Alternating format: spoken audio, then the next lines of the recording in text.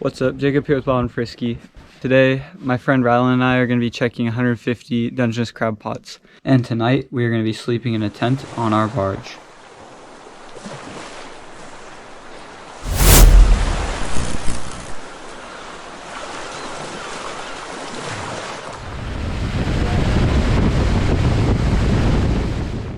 We drove this boat up today because it's bigger and it can fit more bait on it.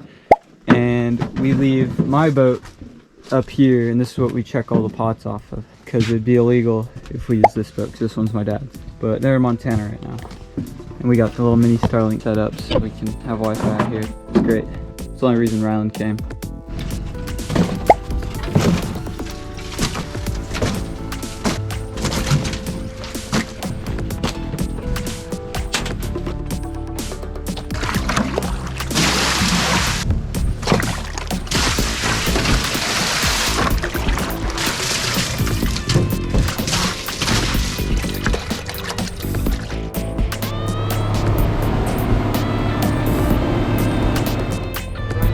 Our best spot.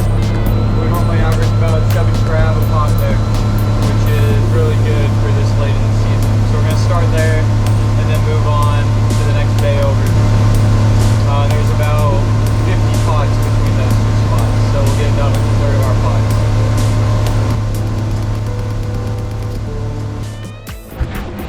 We just found a king crab pot at minus tide. Got it right there. We're going to try and get it. Is it?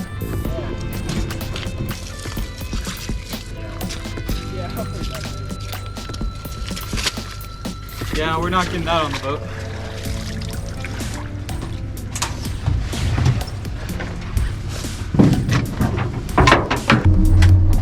It's low tide right now, so most of these pots are pretty easy to get up.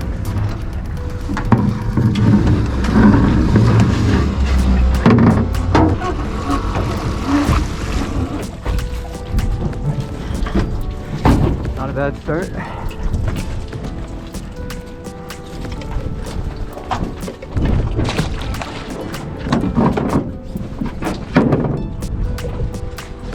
Bait. Looks like 8 keepers of it. What do you think, Ryan?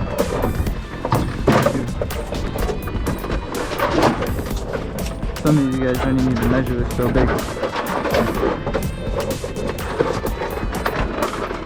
5, 6, 7,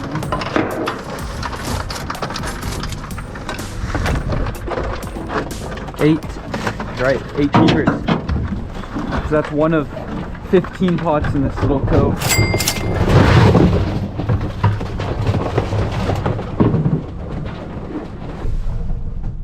From our boat to your throat. You've seen how we catch them, now you might want to buy them. Visit sitkacrab.com to get your wild Dungeness crab. The link is in the description below. First we clean the crab, keeping it whole and removing the guts. Then we place them into our boat's blast freezer. They can get below -40 degrees. We wait about 2 hours, then we dunk the crab in salt water, giving it a glaze to keep them from getting freezer burnt. This is the only Alaskan frozen at sea Dungeness on the market. If these crab were any fresher, they would be pinching you. It's really good.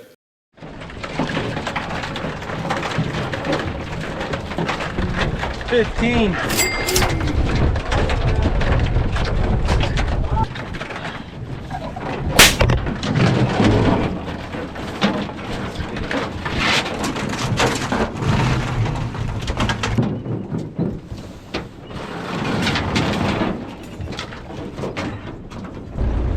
Okay.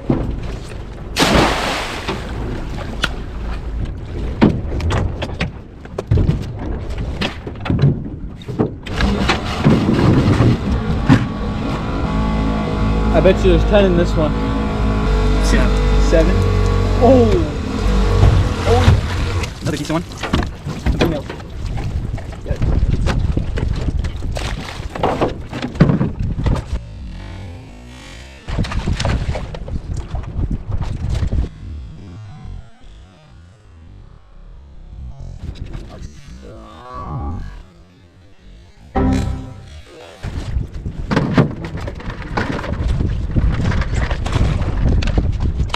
Sweet. what's up?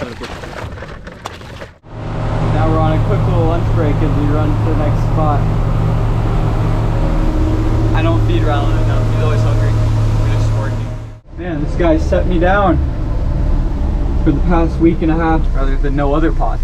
And now there's, what, this guy said 6 in here? 6 to my 3. We'll see. This is my secret spot. It's not very secret anymore though. Yeah, look at that.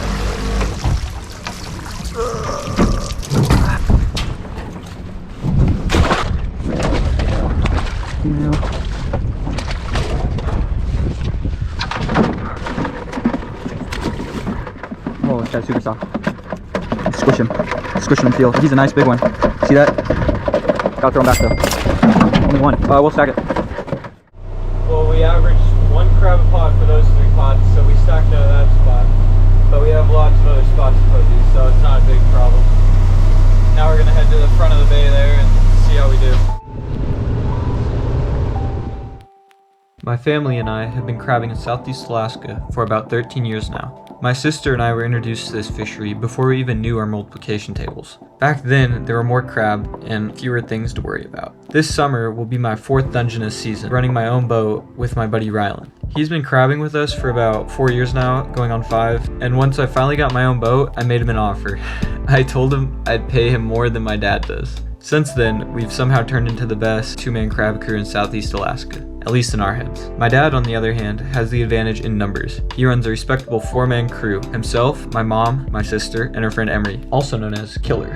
They run a string of 225 crab pots, and at the end of each day, we compare numbers. Most of the time, the 4-man crew will have us beat by a narrow margin. This type of friendly competition is what motivates Rylan and I to check pots as fast and efficiently as possible. This year, it felt like it worked because every other day, our numbers would show that we collected more crab than the squad. It also helps when you double your permit from 75 to 150 pots, like I did this season compared to the previous season. Between the 2 boats, it's turned into a full-on family operation, and honestly, that's what makes this fishery so special for us.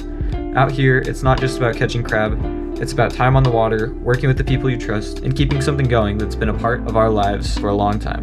Yeah, we're running.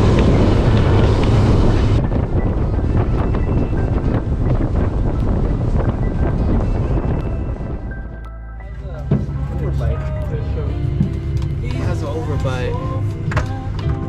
Look at that. What is that? Bullfrog. Bullfrog? Got more bullfrogs than crab on these pots. So we ended up running out of bait. Normally in here, we're out of bait. So we're making a pit stop back at the barge, offloading our crab, and heading back out to run more pots.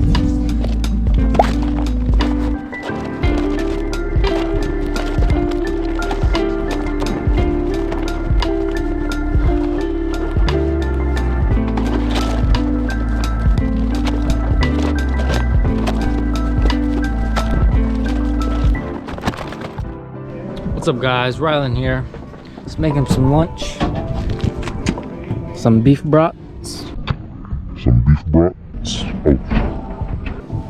Make some hot dogs for lunch. And yeah, Jake's getting the bait ready. Thank you, Rylan.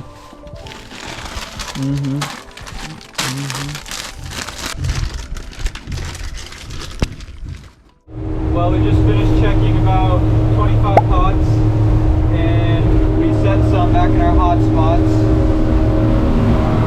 As you can see, we got some on board still, and the sun is finally out. Now we're heading to check maybe 20 more, and then we're going to be done for the night. It's about 6 p.m. right now.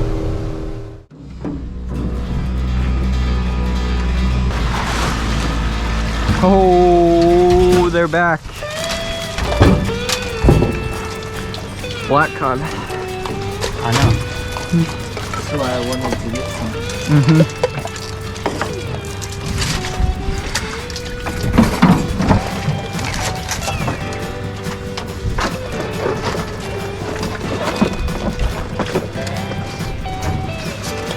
Oh, right there.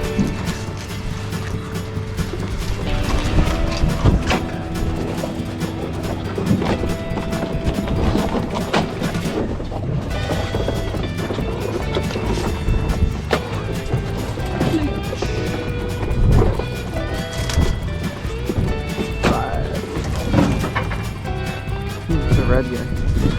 6, 7. Oh no, his pincher came off. 8.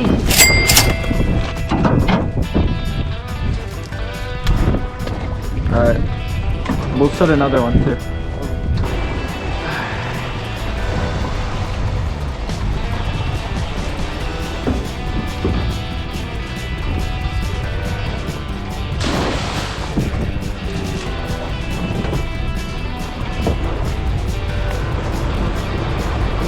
Okay. Alright, you're good.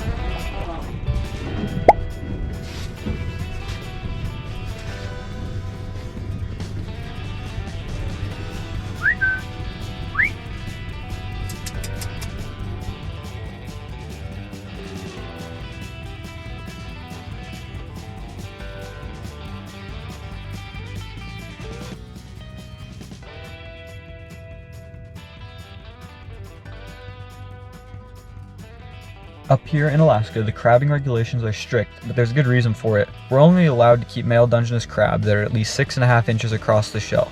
Down south, depending on the area, you can keep crab anywhere from 6 to 5.75 inches across. This might seem picky, but this niche rule is a big part of why our Alaskan fishery is still around and doing as well as it is.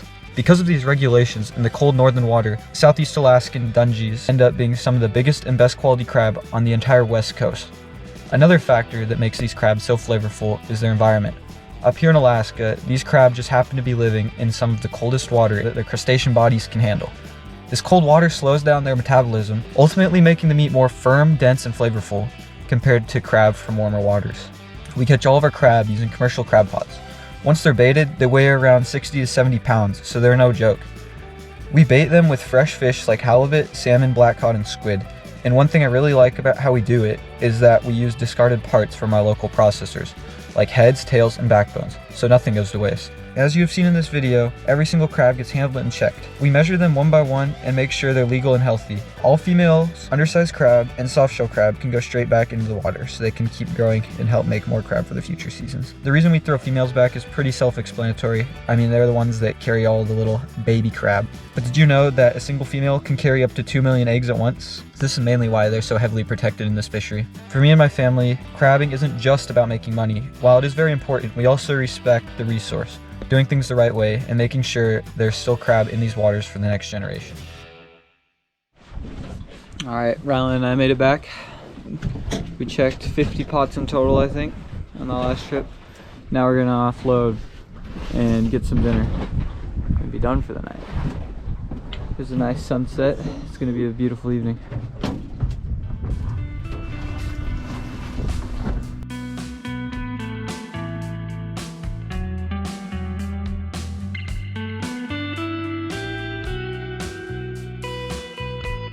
My goodness, it's a beautiful night out.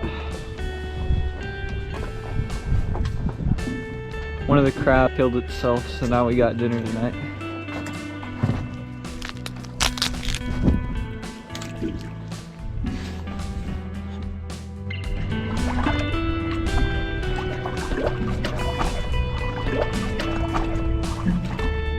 It's been about an hour or so. We got a fire going. Rylan's gonna cook the steaks. And I'm an amateur, so I'm gonna make the mashed potatoes. It's pretty straightforward. Oh yeah. Chef Rylan. Show us your crab, Rylan. It's a little burnt.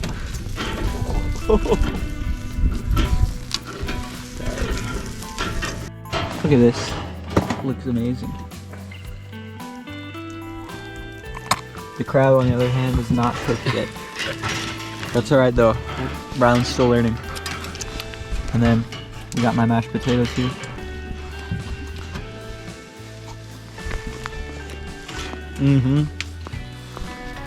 Those are good. Alright, we got the plate done. Thanks to Rylan and I's cooking skills. Mostly Rylan. What do you say, Rylan? How does it taste? Good? Where's your crab 10 out at? of 10. Where's your crab? First time cooking a crab on a campfire. Uh-huh. It's a little burnt. Yeah, it's really burnt. No, I haven't tried it yet. Don't eat that. This looks good though. There's no seasoning on the steak, so I put some ketchup. Maybe that'll make it taste better. Well, we're kind of letting the fire die out right now. And we're getting ready for bed, but we got our hot dogs for dessert. Thanks to Rylan again. Yeah, dinner was pretty good though. Tent right now. We haven't set much up. I was just laying down for a bit, relaxing. Trust me, it gets comfortable in there. Alright, we're getting ready for bed now. We're gonna wake up at 7 a.m. tomorrow. It's about 11 right now. Anyways, good night. We'll see you guys in the morning. Good morning. Rylan made breakfast. He woke up at 7 a.m.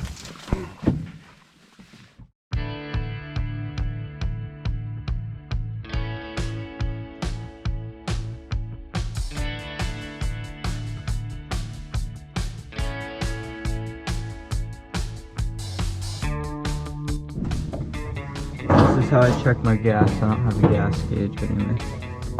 Stick that in there.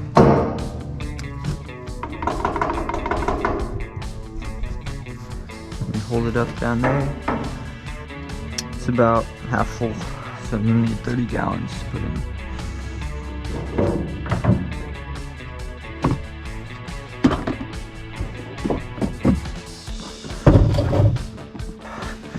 Each of these is 15 gallons of gas. They're fun to move around.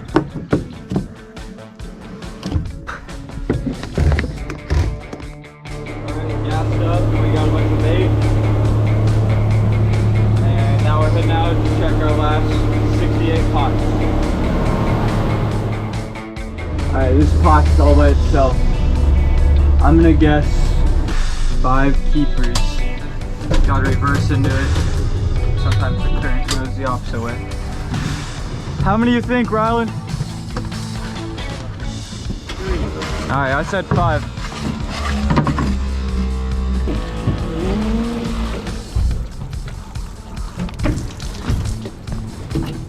Looking like 5. One might be too small, but...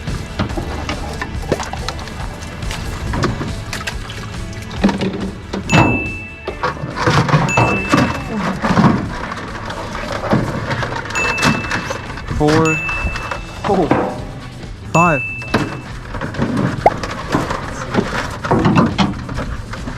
What do you mean? Oh, stay mad. 5. He's trying to ruin my clip.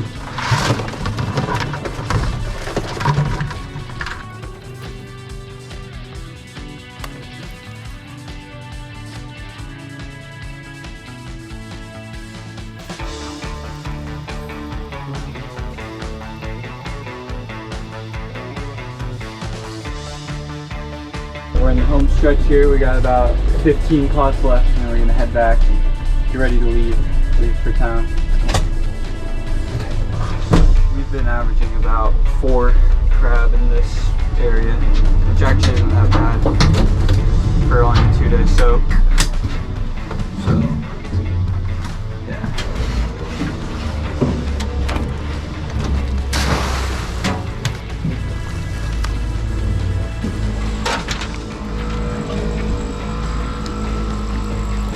A lot of females.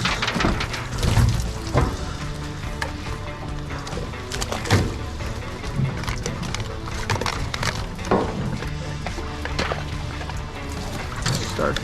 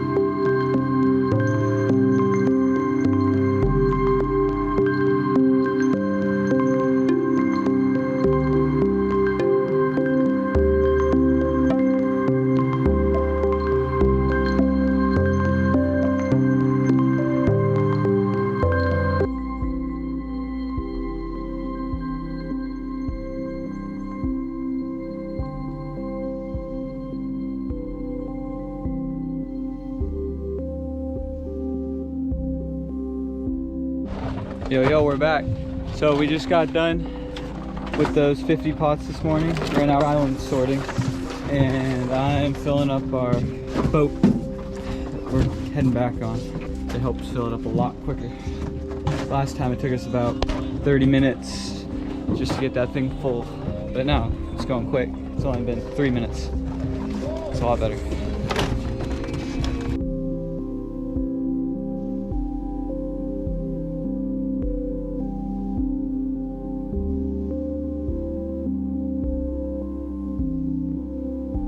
If you guys enjoyed this video, make sure you like and subscribe and comment what I could do better on the next video. I'll see you guys next time.